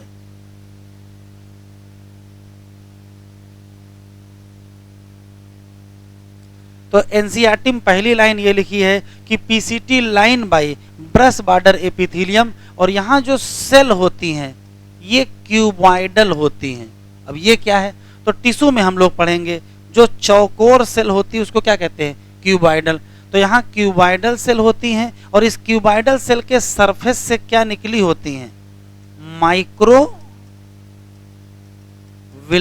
इसी नाते इसका नाम क्या पड़ गया, क्यूबॉइडल ब्रश बॉर्डर एपिथेलियम। जितना ज्यादा माइक्रोविलाई उतना ज्यादा सरफेस एरिया, और जितना ज्यादा सरफेस एरिया उतना ज्यादा एब्जॉर्प्शन। इसी नाते पीसीटी पर मैक्सिमम एब्जॉर्प्शन होता है, कितना, तो कहोगे टोटल का 70 से 80%। पीसीटी पर इतना बढ़िया एब्जॉर्प्शन होता है कि जब एब्जॉर्प्शन कर रहे थे तो जितने एसेंशियल न्यूट्रिएंट हैं वो सब के सब रीएब्जॉर्ब कर लिए जाएंगे। जैसे फिल्ट्रेट में पड़ा हुआ ग्लूकोज 100% यहीं एब्जॉर्ब हो जाएगा, फिल्ट्रेट में पड़े हुए अमीनो एसिड 100% यहीं एब्जॉर्ब हो जाएंगे। तो एसेंशियल न्यूट्रिएंट 100% कहो, चाहे आल भी कह सकते हो, एनसीईआरटी में लिखा है आल एसेंशियल न्यूट्रिएंट एब्जॉर्ब हेयर। एक बात, दूसरा वाटर और सोडियम भी तो एब्जॉर्ब होगा, तो वाटर और सोडियम का रीएब्जॉर्प्शन यहाँ 70 से 80% होता है। एब्जॉर्प्शन होगा कैसे, तो सोडियम का तो एक्टिव होगा, ग्लूकोज का तो एक्टिव होगा और अमीनो एसिड का एक्टिव, लेकिन वाटर का पैसिव। क्यों, तो हो ये रहा है कि जब सोडियम और न्यूट्रिएंट एब्जॉर्ब किए जा रहे थे एक्टिव, तो पीछे पीछे क्या एब्जॉर्ब हो जाता है, वाटर। अगर ये ग्लूकोज और अमीनो एसिड और सोडियम एब्जॉर्ब ना किए जाएं तो क्या वाटर का एब्जॉर्प्शन होगा कि नहीं होगा, नहीं होगा। इसका मतलब है कि पीसीटी पर वाटर का एब्जॉर्प्शन ग्लूकोज वगैरह के एब्जॉर्प्शन पर डिपेंड है, और डिपेंडेंसी जहां होती है उसको कहते हैं ऑब्लिगेटरी रीएब्जॉर्प्शन। तो पीसीटी पर वाटर का रीएब्जॉर्प्शन कैसा होता है, तो कहोगे ऑब्लिगेटरी होता है। और ये किस पे डिपेंड करता है, ये डिपेंड करता है कि आपने कितना ग्लूकोज एब्जॉर्ब किया, कितना सोडियम एब्जॉर्ब किया। ठीक है, यही सब यहां मैंने पीसीटी में लिख रखा है। देखो, PCT line by cuboidal brush border epithelium, इसका मतलब क्या है, मेनी माइक्रोविलाई पर्पज क्या है, सरफेस एरिया बढ़ जाए, किसके लिए, एब्जॉर्प्शन। पीसीटी वो जगह है जहां मैक्सिमम एब्जॉर्प्शन कितना, 70 से 80%। ये वही जगह है जहां ऑल एसेंशियल न्यूट्रिएंट एब्जॉर्ब, यहीं पर 100% एब्जॉर्ब हो जाएंगे, क्या, ग्लूकोज और अमीनो एसिड। जरा आराम से बताओ, फिल्ट्रेट में ग्लूकोज होता है, कहोगे हाँ। यूरेन में ग्लूकोज होता है, कहोगे ना, क्यों। तो फिल्ट्रेट का ग्लूकोज 100% एब्जॉर्ब हो गया, कहां पर, पीसीटी पर। अच्छा, पीसीटी पर 70 to 80% क्या एब्जॉर्ब हो जाते हैं, इलेक्ट्रोलाइट और वाटर। पीसीटी मेंटेन करता है क्या, पीएच और आयनिक बैलेंस। अब पीएच और आयनिक बैलेंस मेंटेन करने में क्या करता है, तो कहोगे दो काम करता है, एब्जॉर्प्शन भी करता है और सिक्रीशन भी करता है। एब्जॉर्प्शन किसका, बाइकार्बोनेट आयन का, और सिक्रीशन किसका, H+ और अमोनिया। इसी का असर होगा कि क्या बदलेगा, ब्लड का पीएच भी बदलेगा और ब्लड का आयनिक बैलेंस भी बदलेगा। पीसीटी पर ग्लूकोज, अमीनो एसिड और सोडियम कैसे हैं, एक्टिव एब्जॉर्ब हैं, जबकि वाटर क्या है, पैसिव, और उसमें भी क्या मैंने लिख रखा है, ऑब्लिगेटरी री एब्जॉर्प्शन। क्लियर है, फिर से सुन लेते हैं, एनसीईआरटी से पढ़ लेंगे। पीसीटी वह जगह है जहां क्यूबॉइडल ब्रश बॉर्डर एपिथीलियम पाई जाती है, सरफेस एरिया ज्यादा होता है, इसी नाते पीसीटी पर सबसे ज्यादा री एब्जॉर्प्शन, टोटल का 70 से 80%। पीसीटी पर सभी एसेंशियल न्यूट्रिएंट एब्जॉर्ब होते हैं, ग्लूकोज, अमीनो एसिड सब 100% एब्जॉर्ब हो जाते हैं। पीसीटी पर वाटर और इलेक्ट्रोलाइट 70 से 80% एब्जॉर्ब होते हैं। पीसीटी का एब्जॉर्प्शन और पीसीटी का सिक्रीशन ये दोनों रोल अदा करते हैं पीएच और आयनिक बैलेंस। किसका एब्जॉर्प्शन और किसका सिक्रीशन, तो एब्जॉर्प्शन किसका, बाइकार्बोनेट आयन का, और सिक्रीशन किसका, तो H+ का और अमोनिया का। पीसीटी पर ग्लूकोज, अमीनो एसिड और सोडियम एक्टिव एब्जॉर्ब होगा, जबकि वाटर पैसिव एब्जॉर्ब होगा। एक और क्वेश्चन, अगर हम ग्लूकोज एब्जॉर्ब ना करें या अमीनो एसिड एब्जॉर्ब ना करें या इलेक्ट्रोलाइट एब्जॉर्ब ना करें तो वाटर एब्जॉर्ब नहीं होगा। तो कमाल की बात देखो, ये है पीसीटी। जब शुरू में फिल्ट्रेट यहां आया तो उसकी कंसंट्रेशन कितनी थी, 300 थी, और यहां से जब गुजरा है तो फिर से क्या है, 300 है। क्यों चेंज नहीं हुई, तो जितना सल्यूट निकल गया उतना ही क्या निकल गया, सॉल्वेंट निकल गया, क्योंकि जितने इलेक्ट्रोलाइट वगैरह एब्जॉर्ब हो गए उतना ही क्या एब्जॉर्ब हो जाएगा, वाटर। ना एब्जॉर्ब करो तो वाटर एब्जॉर्ब नहीं होगा। इसी नाते पीसीटी के शुरुआत में फिल्ट्रेट की कंसंट्रेशन कैसी है, तो कहोगे आइसोटॉनिक। किसके आइसोटॉनिक है, प्लाज्मा के, प्लाज्मा के बराबर ही तो है। और पीसीटी के अंत में भी क्या है, तो फिर से क्या कहोगे, आइसोटॉनिक। ये जरा बढ़ाओ,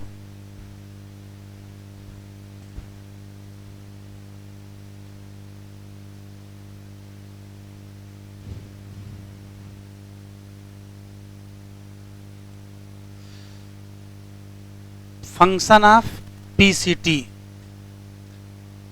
PCT line by simple cuboidal brush border epithelium, जो इंक्रीज करेगी क्या, सरफेस एरिया, किसके लिए, री एब्जॉर्प्शन। लगभग आल क्या, इसेंशियल न्यूट्रिएंट यहां एब्जॉर्ब, लेकिन 70 to 80% इलेक्ट्रोलाइट और वाटर री एब्जॉर्ब बाई दिस का मतलब पीसीटी। पीसीटी मेंटेन करेगी क्या, तो कहोगे पीएच भी, और क्या, कैसे, सेलेक्टिव सिक्रीशन किसका, H+ आयन मतलब हाइड्रोजन आयन, और किसका, अमोनिया। सिक्रीशन करोगे तो कहां डालोगे, फिल्ट्रेट में, और लेकिन एब्जॉर्प्शन भी करेंगे किसका, बाइकार्बोनेट आयन, कहां से, फिल्ट्रेट से, तो फिल्ट्रेट में और फिल्ट्रेट से में डालेंगे क्या, H+ और अमोनिया, और निकालेंगे क्या, तो निकालेंगे तो बहुत कुछ, लेकिन पीएच और आयनिक बैलेंस में किसका रोल है, तो आंसर कहोगे absorption of bicarbonate ion. Heading डालिए हेनले लूप, और इसमें भी डायग्राम बना लीजिए, कुछ लिख लीजिए, फिर बताता हूं।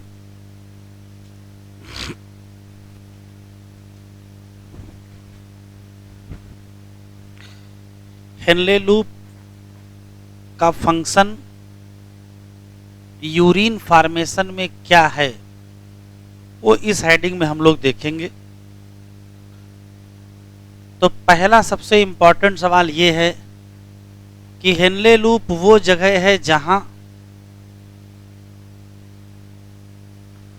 मिनिमम रीएब्जॉर्प्शन होता है, यहां सिर्फ और सिर्फ टोटल का 5% होता है। भाई 80% तो पीसीटी पर हो जाएगा, तो ज्यादा अब एब्जॉर्ब करने को बचा ही नहीं है, 99% करना है, 5% यहाँ हो जाएगा, बाकी आगे भी डीसीटी भी तो है, कलेक्टिंग डक्ट भी है, तो यहाँ बहुत कम रीएब्जॉर्ब होता है। स्पेशली कहाँ कम होता है, तो असेंडिंग लिम्ब में होता है। एक और क्वेश्चन, तो सवाल यह है कि जब एब्जॉर्प्शन इतना कम करते हैं तो फिर काम कुछ और करते होंगे, एब्जॉर्प्शन इनका मेन काम नहीं होगा, तो इनका मेन काम यह है कि ये मेंटेन करते हैं हाई ऑस्मोलैरिटी, किसकी, मेडुलरी इंटरस्टिशियम। ये क्या है, तो अभी बताए थे कि ये है किडनी, ये कार्टेक्स और ये मेडुला। मेडुला में जैसे जैसे गहराई में जाएंगे, मेडुला में जो फ्लूइड होता है, मेडुला में जो फ्लूइड होता है उसको मेडुलरी इंटरस्टिशियम कहते हैं, और उस फ्लूइड की ऑस्मोटिक कंसंट्रेशन बढ़ती है, सभी 300, फिर 400, 500, 800, 1000, 1200, तो इतनी हाई कंसंट्रेशन कैसे हो जाती है, तो उस हाई कंसंट्रेशन को बनाने में किसका बहुत बड़ा रोल है, हेनले लूप। हेनले लूप उस हाई कंसंट्रेशन को कैसे बनाएगा, ये हम काउंटर करंट मैकेनिज्म में पढ़ेंगे, यहाँ रटेंगे।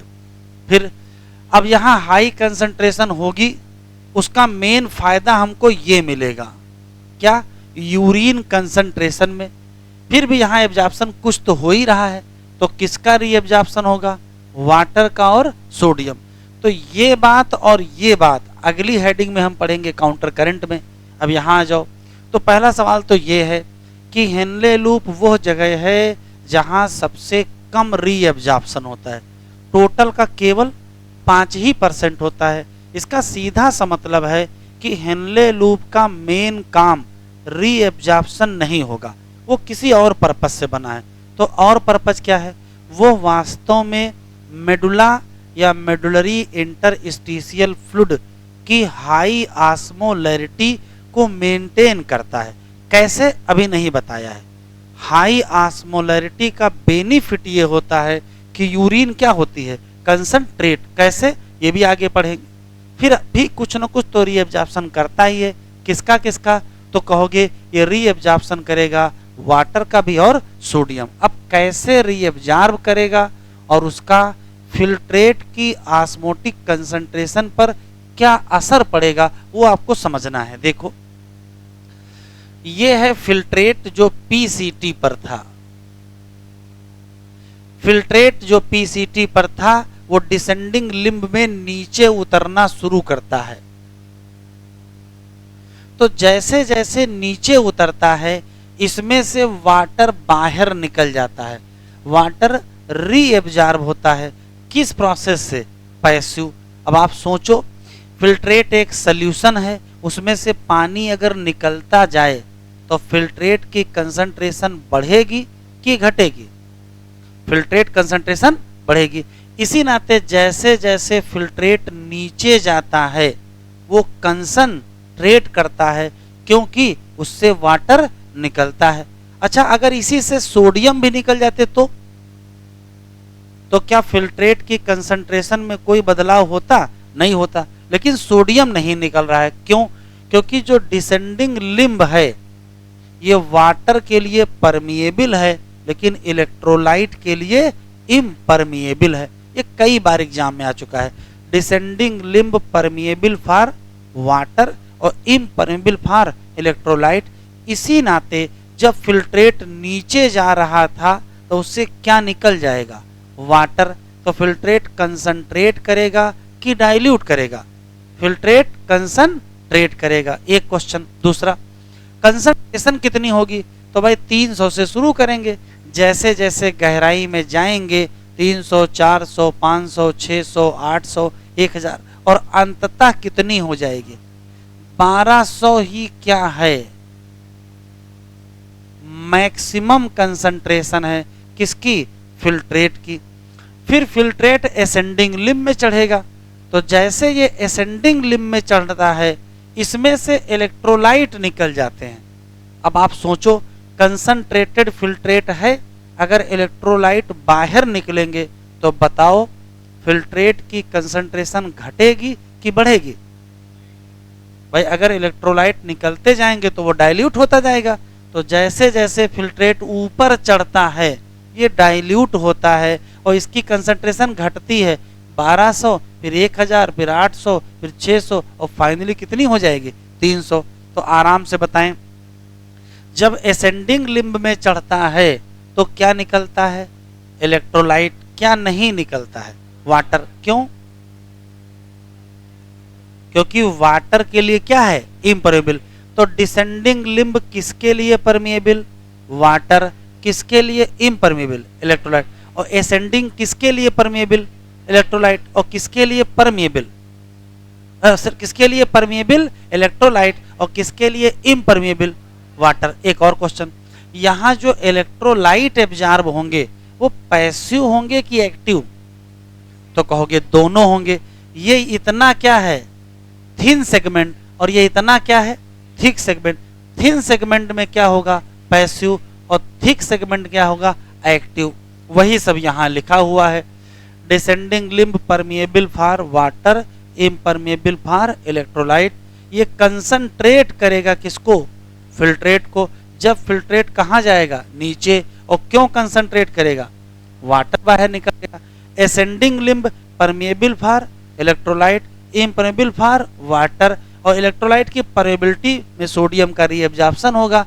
एक्टिव की पैसिव? कहोगे दोनों। एक्टिव कहाँ? थिक। पैसिव कहाँ? थिन।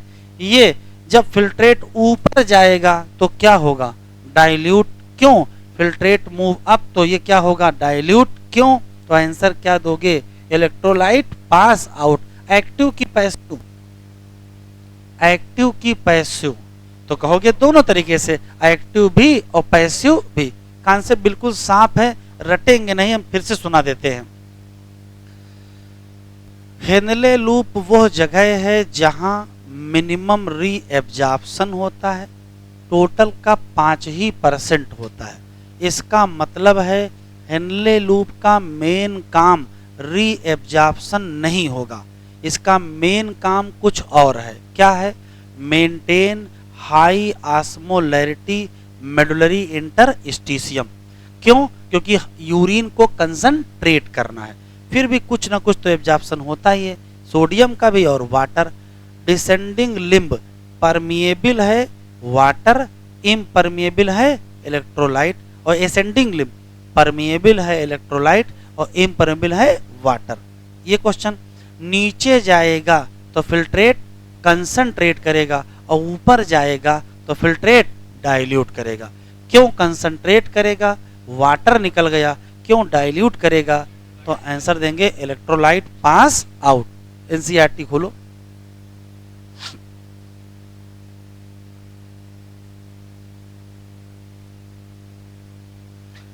री एब्जॉर्प्शन कैसा है?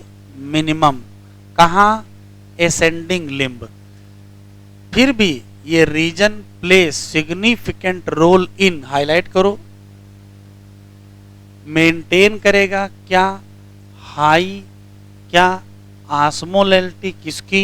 मेडुलरी इंटरस्टिशियल फ्लूइड की। जो डिसेंडिंग लिम्ब है लूप ऑफ हेनले की, वो परमिएबल है किसके लिए? और ऑलमोस्ट इम्परमिएबल है किसके लिए? तो ये क्या करेगा, कंसंट्रेट करेगा कि डाइल्यूट करेगा?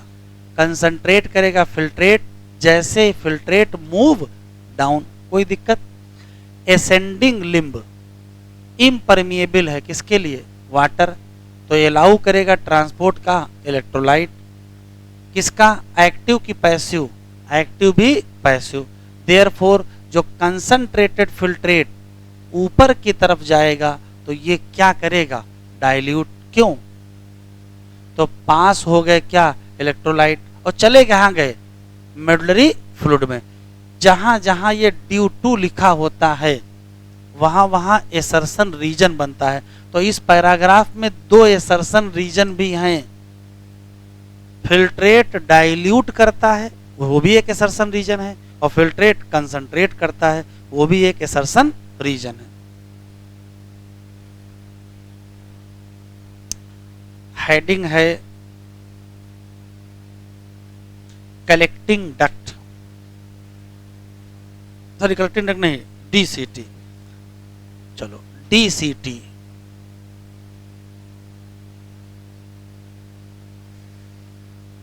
इसको पहले समझ लेंगे फिर लिखेंगे। पहला सवाल ये है कि जो डीसीटी है, ये मान लेते हैं कि डीसीटी है, और ये मान लेते हैं ब्लड वेसल है। तो डीसीटी पर क्या होता है? तो डीसीटी पर दो काम होते हैं, अभी लिखना नहीं बिल्कुल। डीसीटी पर दो काम होते हैं। एक रीएब्जॉर्प्शन होता है, किसका किसका? तो रीएब्जॉर्प्शन सोडियम का भी और वाटर का। लेकिन यहां सिक्रीशन भी होता है। सिक्रीशन किसका किसका?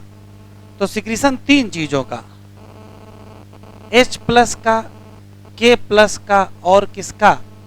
अमोनिया का। तो जो सीधी बात आपको समझ में आ जानी चाहिए कि जो डीसीटी है उसका भी रोल पीएच में और आयनिक बैलेंस में जरूर होगा। क्यों? देखो आप सोचो कि अगर H प्लस यहां से यहां डाले जा रहे हैं तो कुछ ना कुछ तो H प्लस ब्लड में चेंज होंगे, तो ब्लड का पीएच नहीं चेंज होगा। अच्छा, यहां एब्जॉर्प्शन भी एक और चीज का हो रहा है, बाइकार्बोनेट आयन का। तो जो डीसीटी है वो पीएच चेंज करेगी कि नहीं? तो बिल्कुल चेंज करेगी। एक और चीज देखो, सोडियम एब्जॉर्ब किया जा रहा है और पोटेशियम यहां डाला जा रहा है, तो बताओ ब्लड का सोडियम पोटेशियम बदलेगा कि नहीं बदलेगा? बिल्कुल बदलेगा। तो क्वेश्चन पूछा गया है सोडियम पोटेशियम बैलेंस मेंटेन करने में डीसीटी का रोल है कि नहीं? तो कहोगे हाँ। तो कंक्लूसिव बात आप देखें, कंक्लूसिव बात यह है कि डीसीटी वो जगह है जहां एब्जॉर्प्शन भी हो रहा है, सिक्रीशन भी हो रहा है। एब्जॉर्प्शन वाटर का भी हो रहा है, सोडियम का भी हो रहा है, बाइकार्बोनेट का भी हो रहा है, और सिक्रीशन H का हो रहा है, K का हो रहा है, अमोनिया का हो रहा है। इन सारी बातों का दो जगह असर पड़ेगा। क्या? एक तो ब्लड के पीएच पर असर पड़ेगा और एक सोडियम पोटेशियम बैलेंस पर। एक आखिरी सवाल, यहां जो सोडियम और वाटर एब्जॉर्ब हो रहा है, इसका एब्जॉर्प्शन बड़ा महत्वपूर्ण है। यहां सोडियम और वाटर का जो एब्जॉर्प्शन है वो कंडीशनल है। कंडीशनल का मतलब क्या है? परिस्थितियों वश एब्जॉर्ब करते हैं। तो पहला सवाल अभी लिखेंगे नहीं, पहला सवाल यह है कि डीसीटी पर क्या होता है? तो कहोगे कंडीशनल। रीएब्जॉर्प्शन दो चीजों का, किसका? सोडियम का भी और किसका? वाटर का। ये कंडीशन कौन सी है कि सोडियम एब्जॉर्ब करना पड़े और वाटर एब्जॉर्ब करना पड़े? तो परिस्थिति सुनो, ऐसा कुछ हो जाए कि हमारे ब्लड में सोडियम कम हो जाए और पोटेशियम ज्यादा हो जाए, तो सोडियम पोटेशियम बैलेंस बिगड़ जाएगा। उसको बनाए रखने का एक ही तरीका है कि सोडियम क्या कर लो? एब्जॉर्ब कर लो। तो कौन सी कंडीशन है जिसमें सोडियम एब्जॉर्ब होगा? Na प्लस कब रीएब्जॉर्ब होगा? तो कहोगे व्हेन ब्लड पोटेशियम क्या कर जाए, बढ़ जाए। अच्छा, वो कौन सी कंडीशन है जब वाटर एब्जॉर्ब होगा?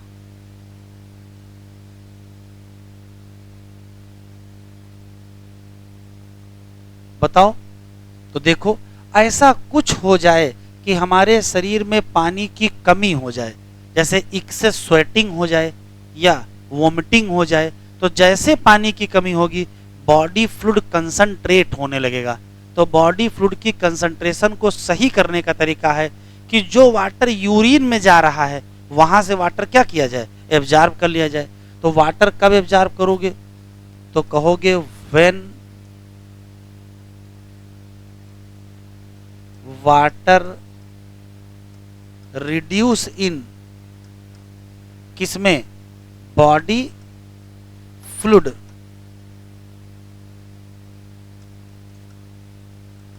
मतलब बॉडी फ्लूइड क्या हो जाए, कंसंट्रेट। अच्छा, परिस्थितियों में फिर मदद कौन करेगा? तो परिस्थितियां में जब एब्जॉर्ब करना होगा तो कंडीशनल एब्जॉर्प्शन कराया जाता है हार्मोन की मदद से। इसी नाते इसका नाम हार्मोनल, इसका नाम हार्मोनल रीएब्जॉर्प्शन है। तो पीसीटी पर कंडीशनल रीएब्जॉर्प्शन भी है, पीसीटी पर हार्मोनल रीएब्जॉर्प्शन भी है, हार्मोन की मदद से होता है। इसी नाते इसी को कहते हैं फैसिलिटेटेड रीएब्जॉर्प्शन। तो 3 क्वेश्चन का एक अंतर है आंसर। फैसिलिटेटेड रीएब्जॉर्प्शन कहां? डीसीटी। छापो नहीं, छाप लेना भी आराम से, देख लो। कंडीशनल रीएब्जॉर्प्शन कहां? डीसीटी। फैसिलिटेटेड कहां? डीसीटी। हार्मोनल कहां? डीसीटी। वो कौन सी कंडीशन है जब सोडियम रीएब्जॉर्ब करोगे, और वो कौन सी कंडीशन है जब आप वाटर रीएब्जॉर्ब करोगे? तो सोडियम के रीएब्जॉर्प्शन में पोटेशियम बढ़ जाता है और वाटर के रिएब्जॉर्प्शन में क्या हो जाता है? Body fluid concentrate. ये कौन कराएगा? तो सोडियम का रीएब्जॉर्प्शन एल्डोस्टीरान हार्मोन करवाएगा। और ये कौन कराएगा? तो बाई एडीएच या वैसोप्रेसिन हार्मोन कराएगा। अच्छा, फाइनल कंक्लूजन है कि जो डीसीटी है वो मेंटेन करेगा 2 चीजें, पीएच भी और सोडियम पोटेशियम बैलेंस भी। कैसे? बताओ कैसे? तो पीएच मेंटेन करने के लिए देखो 2 काम करना पड़ेगा, एब्जॉर्प्शन करना पड़ेगा बाइकार्बोनेट का, और सिक्रीशन करना पड़ेगा किसका? एच का। और सोडियम पोटेशियम के लिए, सोडियम पोटेशियम के लिए सोडियम क्या करो? रीएब्जॉर्ब कर लो, और पोटेशियम क्या कर लो? सिक्रीट कर दो। तो रीएब्जॉर्प्शन किसका करोगे? बताओ बेटा। रीएब्जॉर्प्शन करेंगे किसका? HCO3 माइनस का। और सिक्रीशन किसका करेंगे? तो 3 चीजों का करेंगे। किसका? H प्लस, K प्लस और क्या? अमोनिया। अब लिखो,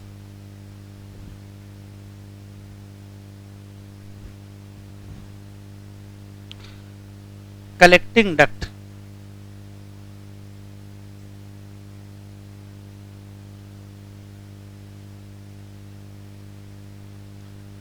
सिर्फ 3 क्वेश्चन। पहला, कलेक्टिंग डक्ट के बारे में बात पहले से ही पता है कि ये एक्सटेंड करती है कहां से कहां तक, कहां शुरू होती है? लिखते चलें, कार्टेक्स टू इनर मेडुला। ये बात तो पहले से ही पता है। इधर देखो, ये है डीसीटी और ये है कलेक्टिंग डक्ट। तो जब कलेक्टिंग डक्ट से फिल्ट्रेट गुजर रहा होता है तो large amount of water reabsorb हो जाएगा। तो उसका फायदा क्या होगा? उसका फायदा होगा कि जो यूरिन है वो क्या हो जाएगी? कंसंट्रेट। तो यहां क्या होता है, लिखते चलेंगे, large amount of water reabsorb. तो फायदा क्या होगा? Urine concentrate. अच्छा, जो यहां फिल्ट्रेट पास हो रहा होता है उसकी कंसंट्रेशन देखो कैसे बदलती है। पहले यहां कितनी होगी? 300, फिर वही 500, फिर 600, 800, 1000, और जब यहां से पास होगा तो 1200। तो कितने गुना कंसंट्रेट कर गई? तो शुरुआत में कितनी थी? 300, अभी कितनी है? 1200। तो कितने गुना? तो 4 टाइम कंसंट्रेट।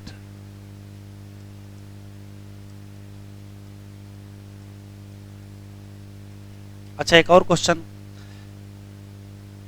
जब अच्छा, इधर क्या होगा बेटा? इधर तो हेनले लूप होगा ना?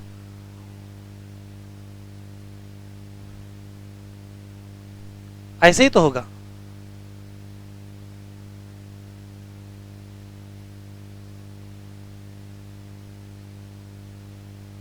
ये हेनले लूप, ये थिन है और ये क्या है? थिक है। तो जब सारा काम हो रहा था, यूरिन बिल्कुल बनने वाली थी कंसंट्रेट, तो यूरिया क्या कर गई? यहां से निकल गई। यूरिया यहां से बाहर आ गई। बड़ी मुश्किल से यूरिया को कहां से फिल्टर करके यूरिया को कहां फेंकने वाले थे? यूरिन में। यूरिया निकल के चली गई मेडुला में, तो कोई टेंशन नहीं, ये फिर से फिल्ट्रेट में आ जाएगी। तो जरा बताओ, यूरिया भी तो एब्जॉर्ब हो गई, तो कलेक्टिंग डक्ट पर क्या निकल गया? तो वाटर तो निकल ही रहा था। पैसिव की एक्टिव? यहां वाटर कैसे एब्जॉर्ब होता है? पैसिव। उसी दौरान क्या निकल जाएगा? यूरिया भी। कहां जाएगी? तो यूरिया निकल के जाएगी मेडुला में, लेकिन मेडुला में बहुत देर रह नहीं पाएगी। मेडुला से किस में आ जाएगी? थिन सेगमेंट, और फिर से वही घूम करके कहां पहुंच जाएंगे? Collecting duct. तो एक और, स्मॉल अमाउंट किसका? Urea pass out. कहां से कहां? फ्रॉम कलेक्टिंग डक्ट टू कहां चली जाएगी? मेडुला। तो वापस कहां जाएगी? फिल्ट्रेट में नहीं जाएगी। ये वापस फिर से किस में चली गई? फिल्ट्रेट में। थिन सेगमेंट पर कि थिक सेगमेंट पर? दैट रिटर्न टू कहां? फिल्ट्रेट। एट कहां बेटा? तो आंसर देंगे थिन सेगमेंट। किसका? Of ascending limb. तो यूरिया का फ्लो जरा बताओ। तो कलेक्टिंग डक्ट से मेडुला, और मेडुला से thin segment of ascending limb वैसे चक्कर लगाती रहेगी। बात बीच बीच में कहां पास होती रहेगी? यूरिन में।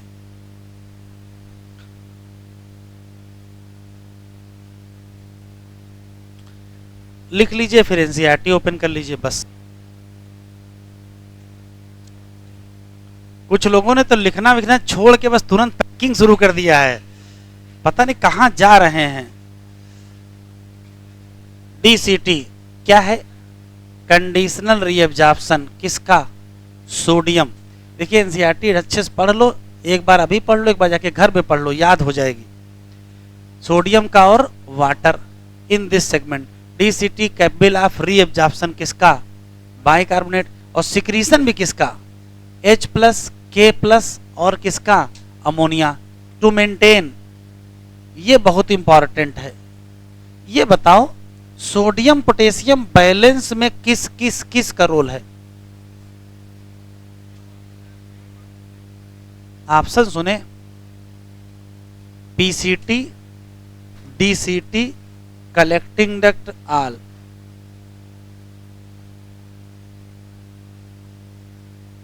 एग्जामिनर को पता था कि सब लोग आल लगाएंगे, उसने क्या किया, आल ऑप्शन ही हटा दिया। अब क्या करोगे, तो आंसर डीसीटी लगाइएगा। सोडियम पोटेशियम बैलेंस में मेन रोल किसका है, तो आंसर देंगे क्या, डीसीटी। ये डायग्राम एग्जामिनर को पसंद था, हाथ से बनाया, इसी साल भेजा। देखो यहां से यूरिया निकल रही है, कहां गई, थिक में, थिन सेगमेंट। चलिए आखिरी लाइन, कनेक्टिंग डक्ट लंबी सी डक्ट है, कहां से कहां तक है, कार्टेक्स से कहां तक, इनर ऑफ मेडुला। क्या एब्जॉर्ब करोगे, लार्ज अमाउंट, क्या, वाटर, और उससे फायदा क्या होगा, concentrate urine. This segment allow passage of small amount of urea, कहां चली गई, मेडुलरी इंटरस्टिशियम, उससे उसकी ऑस्मोलैरिटी बढ़ जाएगी। मेडुला में दो चीजें आती हैं, मेडुला में NaCl जाता है, मेडुला में यूरिया जाती है, उससे मेडुला कंसंट्रेशन बढ़ जाती है। This also play role in maintain क्या, पीएच एंड आयनिक बैलेंस। ये लाइन छूट गई क्या लिखने को, भैया लिख लेना भी, maintain pH and ionic balance by secretion किसका, H+ और K+। अब बैग तो पैक कर चुके हो, लिखोगे कैसे, बड़ा मुश्किल है। एक लाइन लिख लो, लिख लो भैया, इतनी जल्दी कहां है। कलेक्टिंग डक्ट मेंटेन करेगी क्या, पीएच और क्या, आयनिक बैलेंस। कैसे, वही सिक्रीशन करेंगे किसका, H+ और किसका, K+। बस आज इतना ही। सिलेक्टिव सिक्रीशन कहो, चुन चुन के चुनिंदा चीजें सिक्रीट की जाएंगे, तो क्या कहोगे, सिलेक्टिव